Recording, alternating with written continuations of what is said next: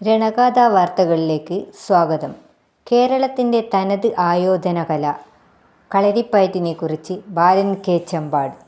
വേഗത്തിൻ്റെയും ചടുലതയുടെയും ത്രസിപ്പിക്കുന്ന അഭ്യാസമുറകളുടെയും സ്വന്തമായ കളരിപ്പയറ്റിനെക്കുറിച്ചും കളരിയെക്കുറിച്ചുമാണ് പറയുന്നത്. പക്ഷി മൃഗാദികളുടെ ചലനങ്ങളും അവയുടെ ആക്രമണങ്ങളും പ്രതിരോധങ്ങളും അവലംബമാക്കി ചിട്ടപ്പെടുത്തിയെടുത്തതാണ് കളരിമുറകൾ.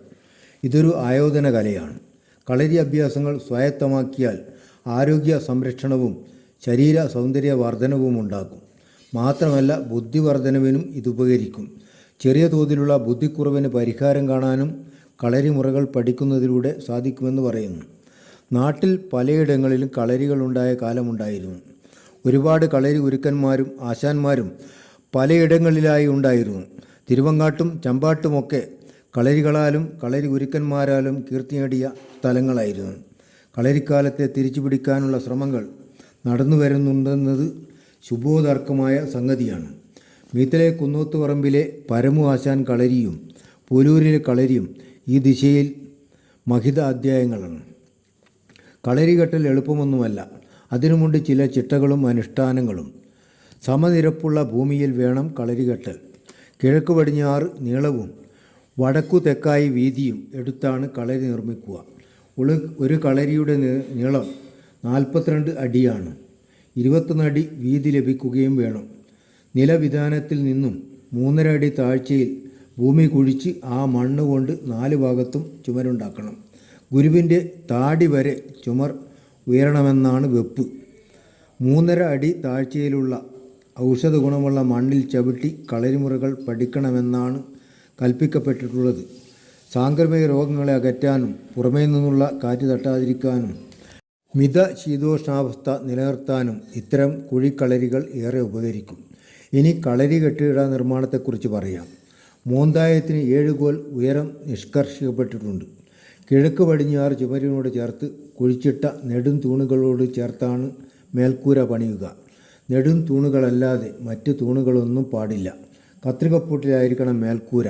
ഉയരത്തിൽ മേൽക്കൂര പണിയുന്നത് കൊണ്ട് ചാട്ടങ്ങൾക്കും എടുത്തേറുകൾക്കും മലക്കങ്ങൾക്കും ആയുധത്തോടു കൂടിയ മറിച്ചിലുകൾക്കും വിഘ്നങ്ങൾ ഒന്നും ഉണ്ടാവില്ല. കളരിയുടെ പ്രവേശന വഴി കിഴക്കു ഭാഗത്തായിരിക്കണം. പടവുകൾ 3. എന്നാൽ കുട്ടികളുടെ സൗകര്യത്തിന് 5 പടവുകൾ കെട്ടുന്ന രീതിയുണ്ട്.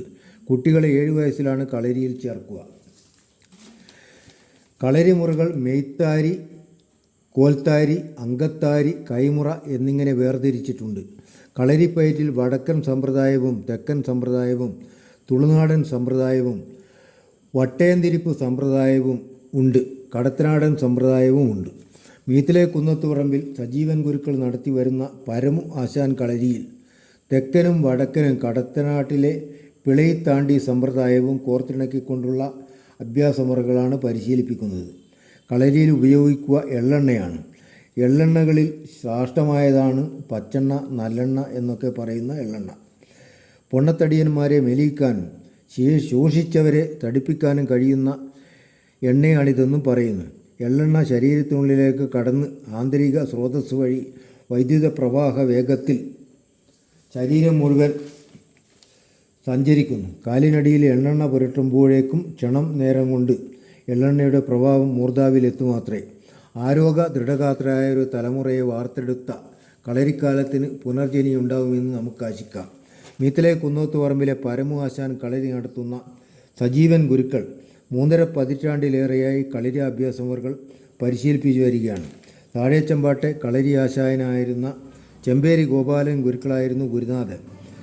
വിവിധ സംസ്ഥാനങ്ങളിലും ലക്ഷദ്വീപിലും കളരി പ്രദർശനങ്ങൾ നടത്തിയിട്ടുള്ള സജീവൻ കളരി പുനരുദ്ധരിക്കപ്പെടുന്നതിൽ അതീവ സന്തുഷ്ടനാണ്.